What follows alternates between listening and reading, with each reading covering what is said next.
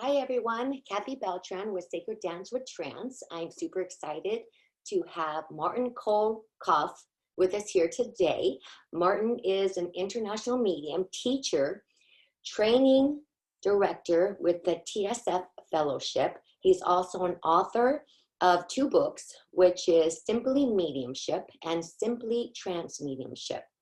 We'll definitely talk about how you can connect with all of these, but also Martin has a course on UDEMY, and this course is amazing, and it's called the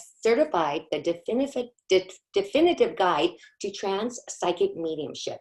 And he also has this course with, I believe it's Julian Jenkins. Yes. This course is absolutely awesome. You guys got to look at it. You'll find all the links underneath the interview and within the group, on YouTube, everywhere. But I would highly recommend you get this course because it's so down to earth. But anyways, okay, everybody welcome Martin here with us today. Thank you, Martin. Thank you so much for doing this. Thank you for inviting me. Oh It's been a year. We've waited a year for this, Kathy. I know. Oh my God. I was in Australia the last time you contacted me. Yes. I'm going back to Australia this time, but you've caught me just before I go. I go on Tuesday. I know, and I didn't want to wait like what, I think it was like over a month. So I'm like, no, we'll do it. We'll do it this week. So, okay. So first, let me talk about the 2 books. I want to get that out in the beginning. We'll talk again at the end. Yes. So in case anybody, Martin, how can anybody get the book Simply Mediumship or Simply Trance Mediumship? How can they find that? The Simply Mediumship they can get from me through the TS Fellowship or on eBay. So the TS Fellowship is www.tsfellowship.org. They can get that one on there.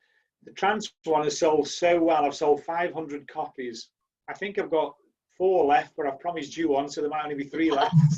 Thank you. I'm looking at having a reprint, so it should be back in print quite soon. Okay, that'll be wonderful.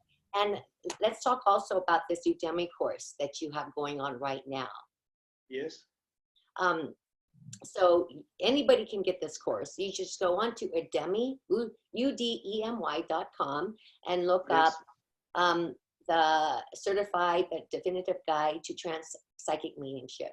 And I Yes. think you have that, let me see, I think there might be, if I looked at it correctly today, there was a certain price that you can get it today, and you have like 1 day left. If I saw it's $9.99 at the moment. Okay, yeah. So definitely check it out. You'll love it. I love it. And it's something that it's so straightforward. And the energy between Martin and Julian is amazing. And it is like there's so many opportunities in it. It's not just telling you things. You have chances to sit there as well. So it's beautiful. Definitely look it up.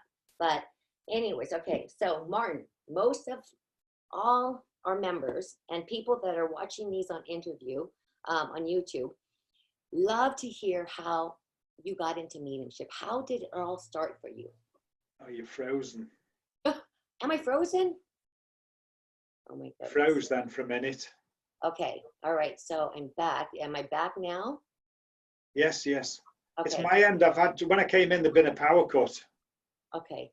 Hopefully I'm okay. Let me see. All right. So let me go ahead and ask it again. But most people want to know and connect with you by hearing your story of how you got into mediumship. How did it begin for you? Oh, officially, it began in the 4th of January 1997. That's how specific I can be, because that's when my father sadly passed to the spirit world. But as you hear other mediums say they had experiences as a child, I didn't realize there were experiences until I actually came into mediumship full blown. We had a physical phenomena one night with a light in the passageway was turning on and off. It was about 4 o'clock in the morning. I went out and my father shouted, "Who's out of bed?" I said, "Me." He said, "What are you playing with the light for?" I said, "I'm not." And he said, "It must be the little man under the road." But I know now it was my grandmother who died 3 years before I was born. I've had messages saying it was her trying to communicate. And then there used to be a little boy standing in my bedroom, but I was terrified. I couldn't speak to him. And then it sort of died down as I got older. Then when I joined the army, I started to see, I was in the army, for British Army for 24 years. I started to see phenomena and hear phenomena, like raps, you know, how spiritualism started, but didn't associate it with mediumship or spiritualism. Anyway, around 5 o'clock on the date mentioned, the 4th of January 1997, my father passed the spirit world. I was hearing voices that night telling me what to do. And I kept just saying, I thought I was talking to myself. I was saying, don't be silly, just go to the hospital. We had to follow the ambulance. And when we got there, my father had already passed away. On the way home, this little voice kept saying, go to the church, go to the church. I was like, I can't go to the, I've got to tell my kids the grandfather's died. I don't usually say kids, so I must be overshadowed. I usually say children. So I went to see my children and told them, but all the way home, go to the church, go to the church. Next day, going back to my mother's house, go to the church, go to the church. And I say, look, I've got to go see my mother. You know, her husband's died and look after my mother. And it was only on the way back on the Sunday, back home, after spending the day with my mother, sorting things out. It was again, go to the church. And as on the way home, I realized there was a spiritualist church. Now, many years before, it had been a Methodist church, and it was the church where my mother and father got married, as you know, as Christian Methodists. So I said, okay, I'll go when everything's sorted. I promise you, I'll go. But then the voices stopped. I went back to work, and you know, all my funeral arrangements have been done. My father had been cremated, and we'd scattered his ashes. I went back to work, and the lady who was the admin officer said to me, it must be very sad and all the rest of it. I said, yes, but I'm going to a spirit. I've been told to go to a spiritualist church. And she asked me which one I was going to. When I told her, she said, I'm a member, I'll take it. So all these things were falling into place. So I went to the church, got a message the first night from a lovely man who's now in the spirit world called Ron Madden. And I went up to him and I said, how would you do that? I want to make people happy. And also there was a picture on the wall in the church. All these things coming together. I looked at the picture and I said to myself, who's that? And this voice in my head said, it's Gordon Higginson. Now, I didn't know who Gordon Higginson was. He passed the spirit world in 1993, but he was one of the most famous British mediums, and he'd been the president of the Spiritualist National Union for over 20 years. So all these things were coming together. And so I asked the church if they'd let me join the group, and they said, oh no, you must join the church, be a member for this long, do this for this long. And this lady came up to him and she said, there's a new church opened in Tunstall, and it's by the Hayward Hospital. Another coincidence, that's the hospital where I was born. So we went down that road, myself and my youngest daughter, and they were taking on new members. And we went into there's a bit more to the story than that, but it isn't important in my development. But we went to the church, and the president, a lovely lady called Sally Harding, she said, oh, you've got the gift, you're getting in the intermediates group. So I'm sitting there thinking, what is the gift? This gift that I've got. So they put me into the intermediates group, and you've seen the expression, you know, whoosh, straight over my head. I didn't know what they were on about. Again, the little voice comes in, you must go to the beginning, go to the beginning. Always the beginning, not the beginners or the, you know, anything different. Go to the beginning. So I spoke to Sally afterwards, and she was a very intuitive medium. And I said, I've got to go back to the beginning. She said, yes, you're in the beginners group next week, I've been told. Oh. So then they put me in the beginners group, and Kathy, to say the doors opened is unbelievable. They had a little beginner circle. First night, I can still remember the message. It still makes me emotional because it was a little girl who wanted to talk to her mummy. Wow. Anyway, see, that's awesome. It was such a wonderful experience, but it still makes me emotional because it was so So No, wonderful. you totally gave me goosebumps. Just Yeah. trying to tell me the story, you know? Yeah. And then, because I kept going to the beginners group, and I got better and better, and I could just look at people, and somebody had come and talked to me. We'd sit in a circle with the tutor, lovely lady, we're still friends, and she'd make us sit there, and you'd have to open all your chakras, and every chakra was a flower, and I'd have people talking to me saying, come on, I don't need to open my chakras. And they say, right, who's got it? Me? I've got something, so I'd give it off, and it'd always be taken. And then I progressed through the intermediates into the intermediate group. I don't like these titles myself. We're all mediums, as I said in the definitive guide to trance mediumship. And Julian's the same. We don't like these titles. We're all mediums at different levels of development. If somebody tells you're a beginner, you feel inadequate. If somebody tells you, oh, you're now an intermediate, then the ego expands. Whereas really you should keep it all in check and just develop at the pace you're developing at. And then the healing leader, again, it was the mother of my tutor, the beginner's tutor, said, you're coming to work with me in the healing group. She's still alive, but sadly she doesn't recognize me now because she's got dementia. And we started healing together. And so then my healing mediumship, that started to develop. And then I decided I wanted to do courses. I was hungry for education. I don't come from an academic background at that time. And I did, I can't remember how many SNUs got, SD1, SD2, SD3, 4, 5, D5, H1, ministers training, administration training. I've probably done about 12 to 15 courses educating myself, because I really believe that as spiritualists, we need to be educated. Anyway, that then led me to other things, and I'd stood for one of my qualifications, one of the SNU's awards, and I was unsuccessful. See, I don't say failed. I was unsuccessful. I found out how not to do it, in the mortal words of Thomas Edison. And this lady phoned me up, who again was a good friend, but sadly she's passed to the spirit world now. And she said, why haven't you gone for this award at national level? I said, because I failed at district level. She went, bah. I said, maybe I'm leaving the SNU. I don't like some of the people. She goes, people, not the organisation. So I then joined, well, I didn't join the organisation, I was in the organisation. I then applied for this award, sat it and passed both my demonstrating and my philosophy. We call it demonstrating and speaking.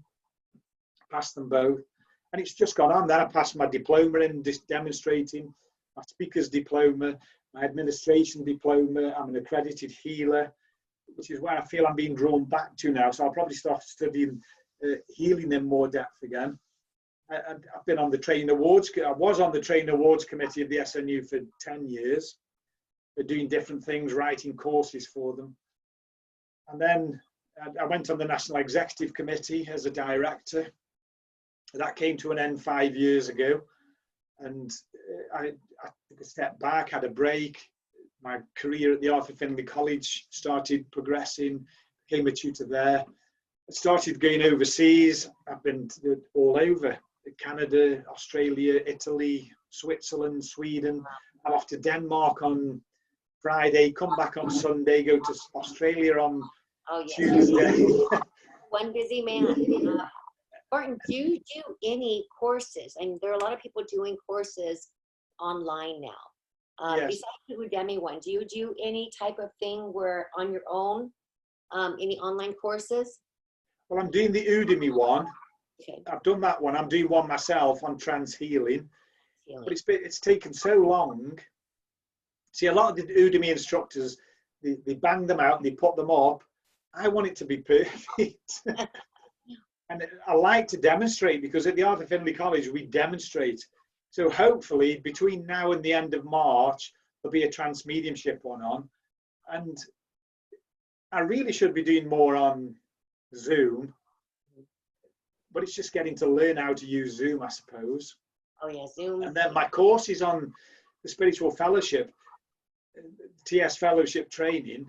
People can actually do them, and they send me videos. So they're not online, but they can send me videos, or they can do what we are doing now and use Zoom in real time, and I assess them in real time, and then they get these lovely certificates, not just from me, but from Focus Awards. They belong to a body called the Office of Qualifications, Ofqual for short, and they are governed by Ofqual. So they're a recognised award by Ofqual. And then I've got another training centre, which is still part of TS Fellowship, which is where we can deliver a teacher's qualification, and people can take it in spiritualism. You know, as long as they put in there what they are doing, what their industry does, how they, you know, they have to know the dynamics of the classroom, the needs of the I was going to say the patients, and I'm slipping into healing mode, needs of the students, you know, different languages, the disability, all that kind of thing. So if there was a big enough demand, I could do that online, but I'd have to write to the, you see, you're moderated by what they call the external quality assurance manager. So you have one internal, that's me, and then there's my wife and a guy called Gary Wright, who are the assessors. Gary can assess me, I can assess Gary. We can both assess Stephanie, who's my wife. Stephanie hasn't got the higher award yet. So it's building slowly, but not as fast as I thought people would have jumped at it, personally. And today, on the other interview I've done today that I told you about earlier, it's my biggest achievement, coming from a non-academic background, and to write 10 courses, be accepted by a recognised awarding body is a huge achievement. Yes, people can do them. Certainly my courses, there is people in America who've signed up for them. There's people in Australia. Until we get people with our qualifications over there, then they'd have to do it through the videos or through Zoom like we are now. Yeah. And see, I think one of the greatest things about being able to do it that way and recording it and sending it to you is because, you know, not everybody can get to where you're at. And that's right. Them to, you know, so these new opportunities of doing it through Zoom or UDEMY or anything like that is wonderful for those that can't travel. See, on my courses, all they have to do is show that they're doing it in front of an audience. You know, there's a level 2 and a level 3. That's why there's 10 courses. Basically, that's the different heights in England of the education outside the mainstream education. They're like vocational qualifications. That's the first two levels. And I think they're good courses. Oh, I think they were. Definitely. Some of my friends have done them. They say it's tested them. And, you know, one of them, it was a very good friend of mine. He did my level 3. He did the level 2 first to see what they were like. He did the level 3.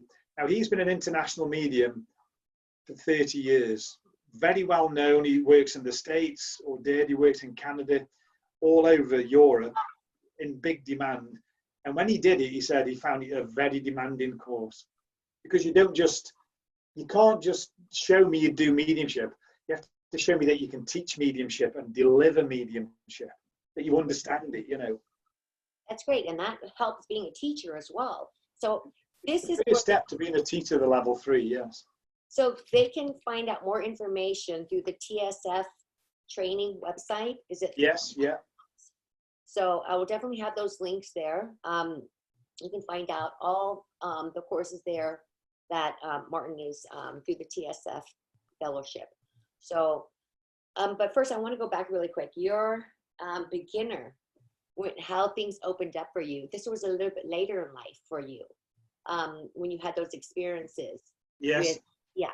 And so, and it struck me as odd because I've talked to so many people that have had the same thing. They might have had little things happen when they were younger, but mainly it opened up when somebody passed away. They started hearing voices, started seeing people, and it scared them at first until they were guided to people that could help them. And yes.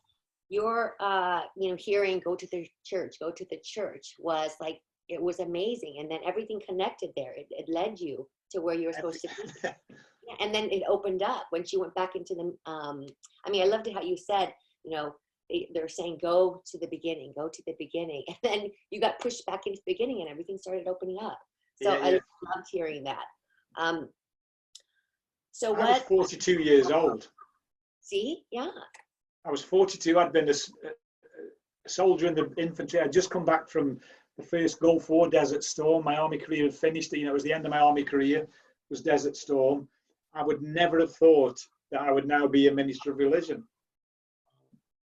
You know, when you talked about being in the military, I just had the goosebumps, because your story of, you know, not having done your service and then having things started opening up for you. I know things that will happen to my family. And when you were talking, I was like, oh my goodness, I think this is exactly what's going to happen to my son, who was about to go into the military. And I knew that it wouldn't totally open up for him until he got there. So, and I was just kind of like, wow, hearing that. Okay, so one of the things I wanted to ask you first off, because we're definitely going to be talking about trance mediumship and how you got there, how that started opening up for you. But can you explain what trance mediumship is? Just basically what it is. Well, it's important that your viewers and your listeners understand that there's two forms of mediumship. There's physical mediumship, where the phenomena are all very physical and can be perceived and seen, tasted, heard with all your natural senses. So everybody watching, observing the medium, will observe the phenomena taking place, or in some way, like the hydral wrappings, transfiguration, materialization, levitation. Everyone will see it happening. And sometimes the medium is in a trance state, but they don't have to be in trance for physical mediumship. So if we move that to one side, the other form of mediumship is mental mediumship, where all the phenomena are perceptive and take place in the medium's mind. So the medium will see, hear, feel, smell, taste, just know. And if you want me to go through them, that's clairvoyance, clear seeing, clairaudience, clear hearing. Clairsentience is clear feeling. Claircognizance is clear knowing. Clairgustance is clear tasting, and clairolfactorience is clear smelling. And they're all your mental mediumship phenomena. But then mental mediumship is then broken down again into two headings, which is perception, with the phenomena we've just mentioned, and control. Now, control is where trance mediumship comes in. It's still a form of mental mediumship, but it's where the medium moves into an altered state of consciousness. And they move into that altered state of consciousness. The spirit world can come close to them. The two energies blend. It's not like Whoopi Goldberg in Ghost, where Patrick Swayze jumps in a body. That's too scary. It's the two energies coming together, two mental energies, the energy of the spirit world, the communicator, and the energy of the medium, over a period of coming together, learn to work with each other, you know, blend together. And sometimes, see, in my experience, it's not everybody's experience, as I've gained more experience, my guides have changed. There's been new influences moving in. With other mediums, it stays the same, or you may get one or two added. We've all got what's called a team. And what happens is you move into this altered state, and the reason it's called control is the spirit world can then, with your permission, you have to remember that they can't force you to do this form of mediumship. They can control your faculties, such as your speech and your movement.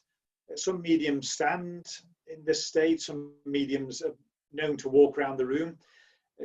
In one demonstration I was in, the medium actually stepped over the leg of somebody who put the leg out to try to prove that they were a fraud, and the control stepped him over the leg. And when he sat back down, the control chastised the person. You know how dangerous it is. And it can be used for different things. So on the one that Julian and I have done, it's a basic trance course, and it's teaching people what the trance state is. Well, that's the state of mind you're in, what trance mediumship is, how you meet your guides. It's like normal, well, it's all normal mediumship if you're a spiritualist. It's like the perceptive kind of mediumship where you see people like John Edwards and James Van Praagh, people like that from your own country. That's the perceptive mediumship. The trance mediumship is the other side, where it's a more relaxed. One's very active, one's very passive. The trance is very passive. And it can be used for philosophy. speaking, as in teachings, communication, healing.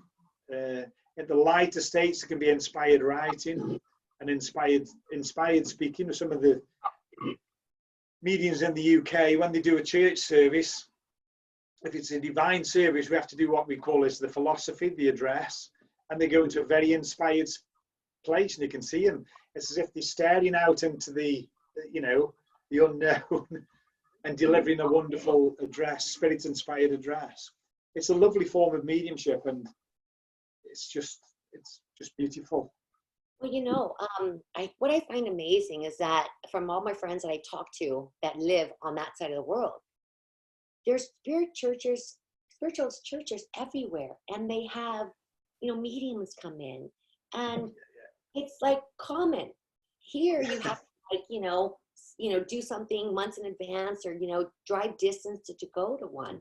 But it's so beautiful that you can, you know, where you guys live, that you can just attend it like every weekend. Go to someplace new and get messages and hear philosophy. So I do envy that, not having. Well, the Spiritual National Union's got, it might be one or two churches out, but I think it's 342 or 348. Then you've got the Greater World Christian Spiritualist Organization. They've got their churches and centres. Then you've got lots of independent little centres. So I could, on a bus ride, I could attend 4 or 5 in my town. In my state, as you call them, or province, it's not a state, but in the province, which we call a county, there's probably, in Staffordshire alone, and the West Midlands, I could probably visit 20 churches within a 20-minute, 40-minute drive. Wow, that's pretty awesome, actually. And there's something going on. You could go to something every night. Be careful with spiritualism, because my second marriage ended because I was doing something every night of the week. I was that hungry for it. Yeah. And people were facilitating me. There was 3 or 4 churches. There was classes in the churches. You could do anything.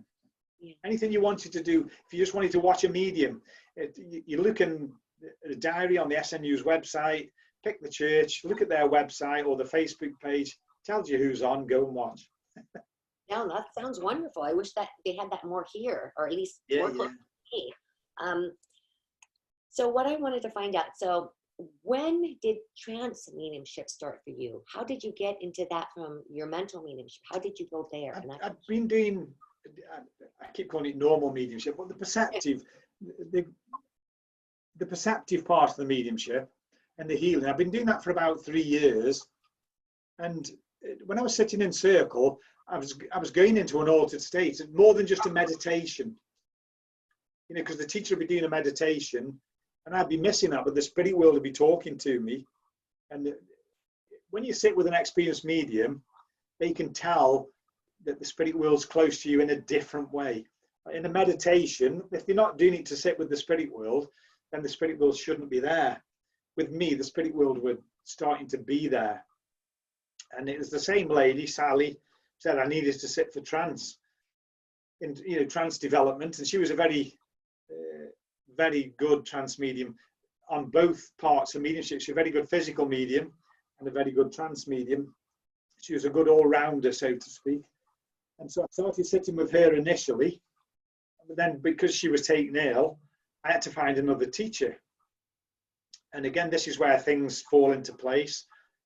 And I'd started to go to different churches, you know, within walking and driving distance. And I said to the healing leader at the church, I need somebody to take me out to get me known. I said, I'm getting all these messages. I can't give them to people. You know, I was sitting for my mom, my family's friends, but I knew I'd got to get out there to this bigger audience. And he said, come with me. And there was a lady there called Kath Jones. And he said, this lady needs somebody to drive her because her husband's just died. You need to go out. Why don't you get together?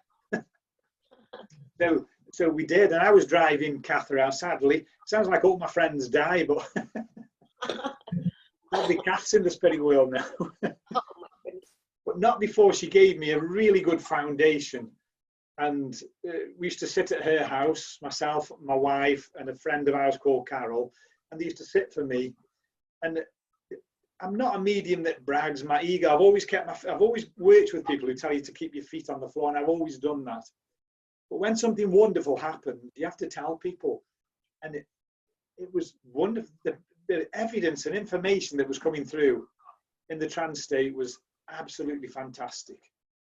And my teacher was blown away by it. She couldn't believe it. There was friends of hers that had been in the spirit world for years, in spirits, coming through and talking to her. Oh, I wouldn't have known. They died before I even met Kath. And they were given the most wonderful information. And then it just went, I did different courses, and started sitting at home as well. And it just developed to the point where I hadn't done a public demonstration. I demmed, excuse me, I demmed at Stansted, or demonstrated at the Art Findlay College with a friend of mine called Libby. She's not in the spirit world. If you watch this, Libby, I'll say one of my teachers is still alive. And she invited me on her courses as a tutor. One of them was a trance course. She goes, right, we're all doing a trance dem tonight. And I said, I've never demmed in public. She goes, we're all demming tonight. Oh my goodness. So that went ahead. Then I was working with another friend of mine called Tim, went to one of his courses, and he got me to dem. And I worked with a well-known tutor at the Art Findlay College called Stephen Upton, Minister Stephen Upton. He asked me to do a healing demonstration. So it was all starting to pick up with these tutors trusting me, seeing in my ability. And it had been 17 years from when I first started studying trance to when I did a public demonstration. Wow. Because I wanted it to be good enough. Yeah. And when I was on the Train Awards Committee, and I took all the training committees out to a church in Manchester. And again, he's one of those little coincidences. The president came up to me and she said, what do you teach them, Martin? I said, well, mediumship, public speaking, spirit art, trance, and you know, just generally. And she goes, do you do trance? Not knowing what she was going for. I said, oh yeah, yeah. So I've been studying trance for about 17 years. Oh, will you come and do as a demonstration? So there you go. The next demonstration came up. I did my first demonstration. I was late getting to the church, but not late for the dem. So I didn't have a chance to go in the church. And again, I think this was the spirit world helping. And a friend of mine who'd booked me, you know, was going to be chairing for me, said, would you like a minute to rest? I said, no, let's go and get it done. I just feel ready. I know I've got to do it. I went in, there was 150 people. Oh my goodness. The building was absolutely packed. My wife, who always chairs for me, Stephanie, she goes, oh, you'll be all right. Just sit down. She said, I can feel him coming over, because she's a medium as well. But I can feel him coming already. So we sat down, and the main guide at the moment is a man called Arthur. He came through with speaking. He did some philosophy and took some questions. And then a gentleman called Edward came, who's always very much on the healing side. So he answered questions on healing, sent healing out to a couple of people in the which is unusual that he's using the two kinds of energy. And then a young man came who's been with me for a long time, one of the ones who stayed. Whenever he comes, there's communication. So he's delivering messages firsthand from the spirit world. Wow. And it lasted an hour and a half. And with questions and answers. I mean, there was children that don't usually allow children in, but there was children in the audience. They were coming up after, could they speak to Jeff? You know, and I was saying, well, not in this state. We'd have to go in the back room. I didn't. You know, then it's just progressed. One of my friends had a motorcycle accident. He was supposed to be teaching in Switzerland, and he fell off his motorbike, an American bike, by the way, a Harley Davidson. And he'd gone round the bend slightly too low, and it threw him off, and a car hit him. He broke his hip, his hand, and I think it was his ankle. And he couldn't travel. They wouldn't let him travel. So his course organisers asked if I'd go to Switzerland. So I said, yeah, that'd be wonderful. what do you want me to do? He says, stand in for Stephen, who's broken his hip and his ankle and his hand, and it's for trance healing. So I said, yeah, fine. And when I went there, he said, you've got to do a demonstration. The demonstration lasts an hour and a half. And I said, oh, I don't know if I can do that long. He said, oh, you'll be all right, don't worry. After 2 hours in this healing demonstration, they had to call me back because the people needed to go. It was that strong, the whole that night. And the healing was so, again, I don't like bragging, but it was so wonderful that people, all through the course, I mean, people came for private sittings and they were mixing physical mediumship with mental mediumship, where you could hear the energy, and the translator would be saying, what was that noise? And the patients would be jumping as the energy hit them, they'd be jumping. And it was one young lady, I remember, she'd been in a car accident and she got a misplaced disc. This noise was the energy they used, was like, the only way I can describe it, Kathy, is like a laser beam. And it shot out of my finger as I put it near her back, this bright red, and she jumped. And I can remember her speaking, because you don't remember much in the trance state. You remember some of it. I could remember her saying, oh, my back's gone all right. So it's just been a fantastic journey, you know, of 23 years now. It sounds amazing, because I love this. When this happens is I have a list of questions, and most of the time you're answering questions I haven't even asked yet. And I love hearing about what happens in a demonstration. What happens, you know, how did the audience react, you know, and the way you described it, you know, it's making me think about, wow, I've heard about that. I've heard about where people can feel that energy, that like, you know, the electricity or whatever it is that's going through them, but to have them jump. So yeah, I love this. I love how I don't have to ask questions. But my so internet's unstable. Is it? You froze for a bit then. Okay. You see, I can't use my main internet. We had a power cut before I came home. Well, and for some reason, my modem won't kick back in, even though I've reset it and everything. Okay, well, as far as I'm seeing, using a hotspot on my phone. Okay, you're looking good right now. So let me ask if you want, see, you keep saying it's unstable, so I know it's my end. Okay. Do you want me my favourite story was, I set a seminar up myself in my local church, and we had 5 mediums on the platform. I was doing spirit art because that's one of the other gifts I've been blessed with, and there was 4 other mediums, and we'd all worked twice, which took us up to about 8:45, but it'd been such a good evening. The chair lady said, it's been so nice, so we asked them all to do one more message. And as she said it, I felt something in the cuff of my shirt, because I wear double cuff shirts with the cufflinks. I thought, what's that? And I pulled it out. It was a child's sock. No children in my home, by the way. Wow. Has been, but not now. Child sock. I've had my suit on since 5 o'clock because I was the organizer and running round. So if it was part of the washing, where did it come from in the first place? And why didn't it come out? I've been wagging my arms around, picking people up from the railway station, demonstrating, doing spirit art. And I kept it in my hand. I started to draw a lady. I remember it was a lady. And I went to the lady who was on the front right-hand row of this, the very first chair on the front. So I want to come to you. I've got a lady here who says it's mother, and you know, I can't remember the rest of the information. And all the time, the voice in my head is giving me information. I'm drawing the picture, but they're going, look at the sock, look at the sock. So I'm going, I'm not looking at a sock. I'm drawing the picture. And she goes, it doesn't look like my mother, it looks like my mother-in-law. So I said, well, it's a similar vibration. At least we got mother right, joking. And he said, look at the sock.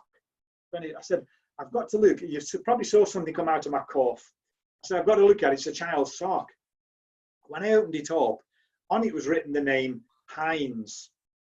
And I told her, I said, it's got a name written on it. It said Hines. She goes, that's my mother-in-law's maiden name. Oh, my goodness. Wow, so that's a bit of physical mediumship again, linked with mental mediumship.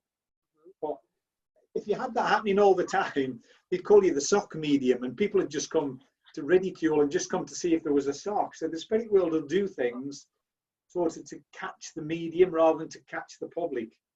You would see what I mean? Yeah. They give you these little snippets that keep you interested. Yeah, no, that's like an exciting thing to have happen. Martin, one of the things I love is that you've been doing Trance Mediumship now for 17 years. Is that what Well, you? it's 19 years now. 19 years, and it Oh, was. it's froze again. Come on, phone. It froze again then. Okay, so are you freezing or am I freezing? Because I'm sure it's me because it keeps saying I'm unstable. Okay, let me pause this real quick. Let me just pause. Yeah. Okay, sorry guys, we've had some technical difficulty, but that might come back, so we're just going to go for it. I actually love this interview right now because Martin is sharing so much about his personal development, the experiences that he has in his DEMs, and that's one of the things I wanted to focus on is how do the members feel? How do people attending? And I'm getting goosebumps because right now I feel like Spirit wants me to talk a lot more about that, hear more about that. So people that are watching these interviews that are interested in trance mediumship, they're looking at what the other side, what happens to the audience. So Martin, you're really explaining a lot. You're definitely sharing a lot with that. You've been developing for 19 years as a trance medium. Yeah. Yes. You only came out, what, a few years ago and started doing more DEMs or doing publicly, when I say publicly, I mean in front of anybody that wasn't in the Arthur Findlay College. Yeah. That was after 17 years, so it's a couple of years ago.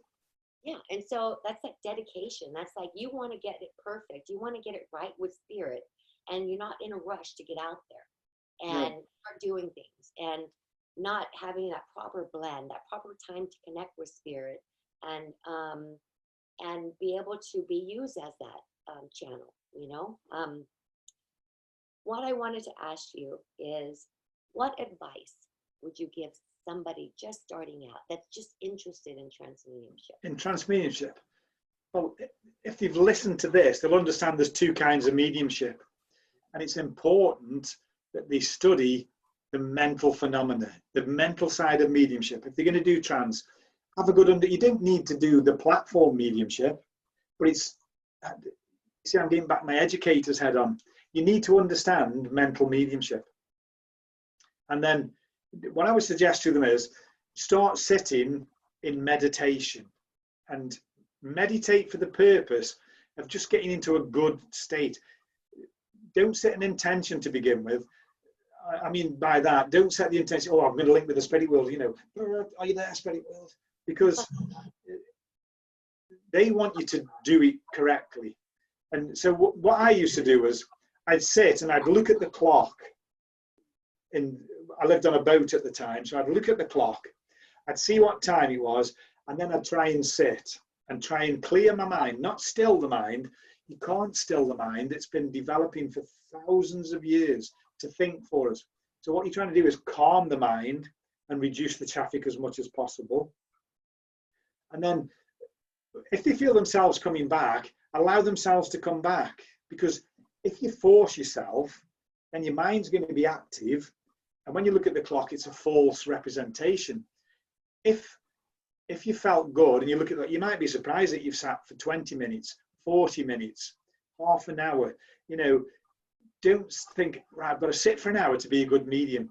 Because once you've developed that ability to get into that nice altered state of consciousness, the spirit world then can make it last longer because they'll start interacting with you. So the first thing is learn about mental mediumship, develop the ability to enter into an altered state without any pictures if possible. Because you're just trying to get, if I describe it as black, it sounds scary, but to me, you know when you're on a train and all the lights go out in a tunnel, that's what it's like. It's that sort of darkness. It's not jet black or anything to fear, but there's a stillness in the mind and you're aware that your mind is calm. And then you progress from there. And then when you've got that, you can say you can set the intention then, and that won't happen in a week, folks. Okay. That's true. Then you can start saying, once you feel comfortable, you can say, right, I want to set the intention, And I use mantras. So if it's to meet your guide, when I breathe in, I say focus on. When I breathe out, I'd say meeting my guide. So then you're setting the intention, still keeping a calm mind. There's no pictures, but then you should be aware of a shift. Eventually, you'll feel the shift in your energy. Just like you said, you felt goosebumps when I spoke about my journey. That's what it's like. You can just feel a change in your energy. So it's important that you become aware of your own energy so that you know when that energy comes in. And then have somebody sitting with you. Once you feel confident, my circle is 2 people, myself and my wife. The lady who's interviewed me today, their circle is her and her husband. You don't need lots of people. Have people you can trust, people that understand what you're doing. It's no use having a complete stranger who doesn't understand mediumship, because they can completely damage what you build. And I've had that happen to me on 2 occasions, but it set me back by having the wrong people sitting for me. And when I say set me back, it doesn't dent your confidence, it smashes your confidence. You need people who are sympathetic, gently bring you along. You know, it's not about getting to ask the spirit wheel questions straight away. It's all about being in the power, as we like to say in the UK and within mediumship, being in the power, but the power is your own power, and being in the company of spirit and just listening. And eventually the medium gets more and more confidence. They go into a deeper, a stronger altered state of consciousness. And then it just develops. And then you can invite 2 people into your group, 3 people into your group. And that's how it grows. You know, it gets bigger and bigger and bigger until you turn up at Harwich Church and there's 150. Or you go to Italy and not Italy, Switzerland, and there's, you know, another 100 people sitting there, don't speak your language. So you're in the trance state and the translator's translating for the spirit guides. So, you have translators. Oh my goodness. Actually, I love that, Martin, because one of the questions I did have, you know, as you were talking was, you know, who do you sit with? How does that work? Can you sit on your own at first? And then I love how you said you only needed you and your wife. That was it. It froze a bit there, but the question I think was how do you choose who you sit with? Well, the first time they were chosen for me in the first instance, but then you get to realize that some people treat you a bit like a sideshow because they know you can do mediumship. They're coming just to get a message. What you need is people who, if you both want to develop, like me and my wife want to develop, she's a medium as well. The one week we sit for me, the next week we sit for, you've got to be unselfish. Otherwise one's going to go and the other one's just going to stay here. If you want to progress together, you sit together and share.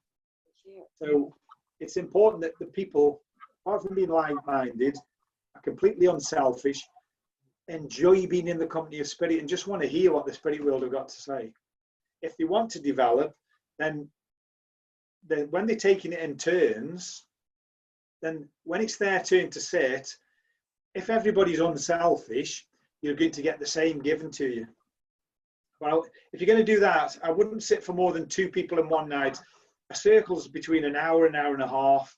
By the time you've introduced each other, sat and spoke, you know, said hello to each other, plus winding up at the end where you're discussing what's happened, you've probably got 20 minutes, half an hour each to demonstrate. And that's fine. Yeah. It's fine. No, I like If that. you're able to do trance, you don't have to do 2 hours straight away. Okay. Well, I like how you said take turns, you know, one sits a week and the other, so that absolutely makes sense. Martin, I loved hearing your story. I loved all the information. Thanks very much. And again, I want to touch base with everything that so members can connect with you. TS Fellowship, I believe it's .org. Is it tsfellowship.org? Yeah, TS Fellowship, www.tsfellowship.org. And they can connect with you and find all your classes through that. And as well as your books. Now your book, you can get the Simply Mediumship on Amazon. No, eBay. eBay. Simply Mediumship, eBay. The Simply Trance Mediumship, you only have 3 copies. Yeah, I'm waiting for a reprint on them. Reprint on that. The UDEMY course, UDEMY, the course is the definitive guide to trance psychic mediumship. Yeah. Look that up. There's a special going on right now, and the links will all be there. Yes. Martin is currently teaching, I'm just going to say everywhere. And so definitely go to his website, which I'll have there for you as well. So if you're in that area and you want to connect with him and take classes or courses, definitely connect with Martin that way. Martin, I want to make sure that I've connected all of that. Yes, I have. So Martin, thank you so much. I know this is a second interview today. He had to go, I think, 100 miles one way, another 100 miles back to make this interview. And I know we had technical difficulties, but you know what? I think it's going to be great. But thank you so much, Martin, for doing this for me finally after a year. And I wish you have a great rest of your evening tonight. Thank you very much. Thank you. Okay, hold on, Martin. Okay.